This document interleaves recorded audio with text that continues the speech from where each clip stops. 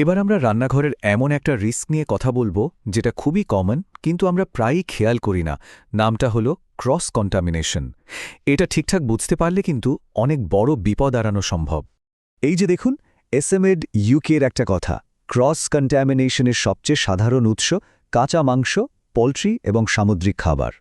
মানে খুব সহজ করে বললে, কাঁচা মাছ বা মাংসের রস যদি ভুল করে অন্য কোনো রান্না করা বা কাঁচা সবজির ওপর পড়ে, তাহলেই জীবাণুগুলো এক জায়গা থেকে আরেক জায়গায় লাফ দিয়ে চলে যায়।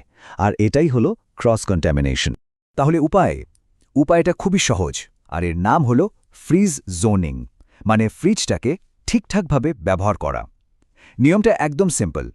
কাঁচা মাছ মাংস সবসময় থাকবে একদম নিচের তাকে। কেন? যাতে এর রস গড়িয়ে অন্য খাবারের উপর না পড়ে। মাঝের তাকে থাকবে রান্না করা খাবার, ডেরি প্রোডাক্ট, আর একদম উপরে থাকবে রেডি টু ইট বা প্যাকেটজাত খাবার। আর ফল সবজি তো ড্রয়ারে থাকছেই। এই ছোট্ট একটা নিয়ম মানলে কিন্তু ক্রস কন্টামিনেশনের ঝুঁকি প্রায় শেষ।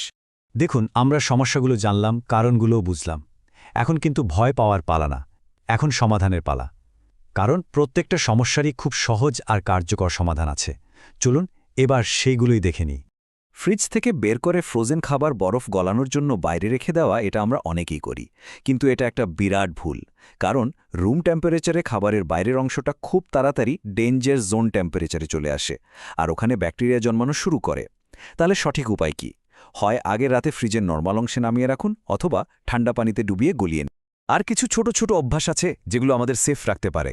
যেমন সবজি কাটার আগে ধুয়ে নিন, কাটার পরে নয়। রান্না করা খাবার সবসময় ঢেকে রাখুন। রান্নার আগে পরে তো অবশ্যই ভালো করে সাবান দিয়ে হাত ধুতে হবে।